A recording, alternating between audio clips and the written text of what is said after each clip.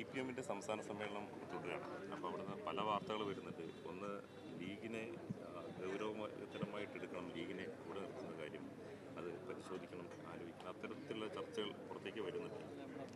അല്ല, ഇപ്പം അത്തരത്തിലുള്ള ചർച്ചകൾ ഒന്നുമില്ല. അവർ ചർച്ച ചെയ്യുന്നത് അവരുടെ അജണ്ടയാണ്. ഞങ്ങളുടെ അജണ്ടയാണ് ഞങ്ങൾ ചർച്ച ചെയ്യുന്നത്. അജണ്ട അവർ ചർച്ച ചെയ്യുമ്പോൾ അതിനെക്കുറിച്ച് ഞങ്ങൾ അഭിപ്രായം പറയേണ്ട യാതൊരു കാര്യവുമില്ല. UDF-നെ സംബന്ധിച്ചിടത്തോളം ഞങ്ങളിപ്പോൾ വളരെ ഭദ്രമായ കെട്ടുറപ്പോടുകൂടി അച്ചടക്കത്തോടുകൂടി ഞങ്ങൾ ഒറ്റക്കെട്ടായി മുന്നോട്ട് പോയിക്കൊണ്ടിരിക്കുകയാണ്. മാത്രമല്ല, രാജ്യത്തെ ഗുരുതരമായ ഗൗരവമുള്ള പല പ്രശ്നങ്ങളും ഞങ്ങൾ ടേക്കപ്പ് ചെയ്തുകൊണ്ടിരിക്കുകയാണ്. അതിൻ്റെ ഇടയിൽ ഒരു കൺഫ്യൂഷൻ ഉണ്ടാക്കുന്ന ഇത്തരം ചർച്ചകൾ നിങ്ങൾ ഇപ്പോൾ അത് വലിയ വിഷയമാക്കി കൊണ്ടുവരേണ്ട കാര്യമില്ല. അവർ ചർച്ച ചെയ്യുന്ന അവരുടെ അജണ്ടയാണ്. അത് ചർച്ച ചെയ്യാനുള്ള അധികാരം അവർക്കുണ്ട്. ഞങ്ങൾക്കിപ്പോൾ അങ്ങനെ ഒരു അജണ്ട ഇല്ല.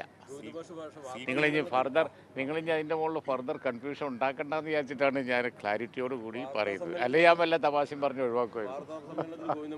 ലീഗിനെ വിമർശിക്കുന്നുണ്ട്. അതായത് ലീഗ് പിന്നെ മതരാഷ്ട്രവാദികളുമായി സഖ്യം ഉണ്ടാക്കുന്നു, പ്രത്യേക സാഹചര്യത്തിലേക്ക് നീങ്ങുന്നു എന്നൊക്കെയാണ് അദ്ദേഹം വാർത്താ സമ്മേളനത്തിൽ. അതാ ഞാൻ പറഞ്ഞ ഒരു പാർട്ടിയുടെ സംസ്ഥാന സമ്മേളനമാണ്, അവരുടെ മീറ്റിംഗ് ആണ്.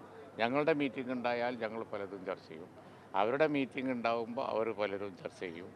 അതുകൊണ്ടാണ് ഞാൻ പറഞ്ഞത്, ആ ചർച്ചയൊക്കെ വെച്ചിട്ട് നിങ്ങൾ കൺഫ്യൂഷൻ ഉണ്ടാക്കേണ്ട. അവരവരുടെ ലൈനിൽ നിൽക്കുകയാണ്, ഞങ്ങൾ ഞങ്ങളുടെ ലൈനിൽ നിൽക്കുകയാണ്. ഞങ്ങൾ UDF ആയിട്ട് വളരെ ശക്തമായി മുന്നോട്ട് പോവുകയാണ്. അതിൻ്റെ ഇടയിൽ ഇനി ഫർദർ കൺഫ്യൂഷൻ ഉണ്ടാക്കുന്ന ഇത്തരം ചർച്ചകൾ കൊണ്ടുവരേണ്ട ഒരു കാര്യവുമില്ല. അവർക്ക് അങ്ങനെ ഒരു അജണ്ട ഉണ്ടെന്ന് ഞാൻ കരുതുന്നില്ല. ഞങ്ങൾക്ക് ആ അജണ്ട ഏതായാലും ഇല്ല. ലീഗിനെ വിമർശിക്കണമല്ലോ, അവർ ഭരണകക്ഷിയല്ലേ, അവരുടെ എല്ലാ നയങ്ങളെയും ഞങ്ങൾ വിമർശിച്ചുകൊണ്ടിരിക്കുകയല്ലേ. അവരിത് ജനാധിപത്യമല്ലേ. ഞങ്ങൾ നിയമസഭയിൽ വളരെ ശക്തമായി ഇന്നത്തെ ഗുരുതരമായ സ്ഥിതിവിശേഷം എന്താ, ഞങ്ങൾക്കത് ഇഗ്നോർ ചെയ്യാൻ പറ്റുമോ? ഞങ്ങൾക്കത് ഇഗ്നോർ ചെയ്യാൻ പറ്റൂലല്ലോ. വളരെ ഗുരുതരമായ സ്ഥിതിവിശേഷങ്ങളാണ് രാജ്യത്തുള്ളത്. രാജ്യത്തുള്ള ഇത്തരം ഗുരുതരമായ പ്രശ്നങ്ങൾക്ക് പരിഹാരം ഉണ്ടാക്കാൻ നോക്കട്ടെ അവർ. അതാണ് മുഖ്യമായിട്ടുള്ള വിഷയം. എന്താണ് ഈ കൊലപാതകങ്ങളും മദ്യവും മയക്കുമരുന്നും, അതൊക്കെ ആ നയങ്ങളൊക്കെ തിരുത്തി, അതാണ് പ്രധാനം. അല്ലാതെ കൂട്ടുകെട്ടുകളുടെ അലൈൻമെൻറ്റിൻ്റെ മാറ്റമല്ല, അതല്ല കൂട്ടുകെട്ടുകളുടെ മാറ്റമല്ല. രാജ്യത്തെ പ്രശ്നം പരിഹരിക്കാൻ അവർക്ക് കിട്ടിയിരിക്കുന്ന അവസരം അവർ ഉപയോഗിക്കുകയാണ് വേണ്ടത്.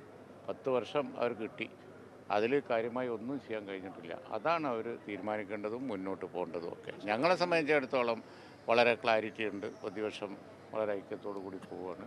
ഞങ്ങളെ ഇലക്ഷനിലേക്ക് കടക്കാനുള്ള പരിപാടികളുമായിട്ട് മുന്നോട്ട് പോവുകയാണ്. അതിൻ്റെ ഇടയിൽ കൺഫ്യൂഷൻ ഉണ്ടാക്കുന്ന ചർച്ചകൾ, അവരുടെ ഇടയിൽ ഒരു ചർച്ച നടക്കുന്നുണ്ട് എന്ന് പറഞ്ഞ് അവിടുന്ന് ചോർന്നു വന്നു എന്നും പറഞ്ഞ് നിങ്ങളുണ്ടാക്കുന്ന വാർത്ത, അതിനെപ്പറ്റി അഭിപ്രായം പറയേണ്ട യാതൊരു ഉത്തരവാദിത്വവും ഞങ്ങൾക്കില്ല, പറയില്ല.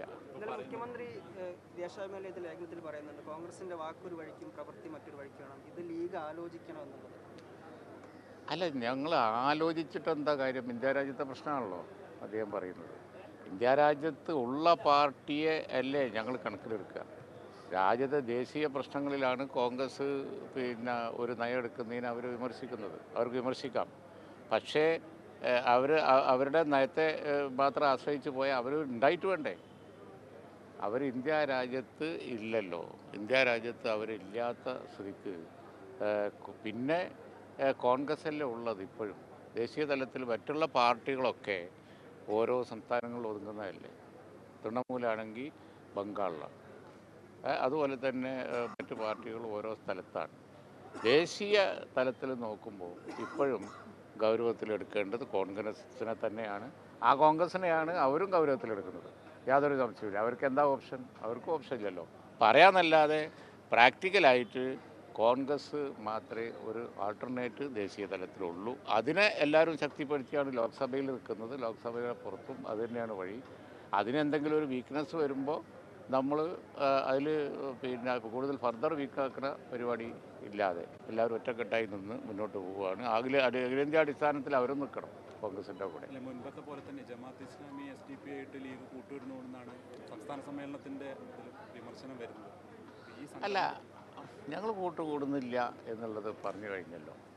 പിന്നെ ഏത് കൂട്ട് എന്ത് എന്നുള്ളതൊന്നും എല്ലാവരും പ്രഖ്യാപിച്ചിട്ടുമില്ല, അവരൊന്നും പറഞ്ഞിട്ടില്ലല്ലോ. പിന്നെന്താ? അപ്പോൾ അതുകൊണ്ട് ഞങ്ങളുടെ കൂട്ടുകെട്ട് എന്നുള്ളത് ഞങ്ങൾ UDF ആണ്. പിന്നെ രാജ്യത്തെ പൊതുസ്ഥിതിയിൽ പിന്നെ അവർക്കെതിരായി അഭിപ്രായം പറയുന്നവരൊക്കെ ഞങ്ങളെ കൂട്ടാന്ന് പറഞ്ഞാൽ ശരിയാവും. അത് ശരിയാവില്ലല്ലോ. ഓക്കെ.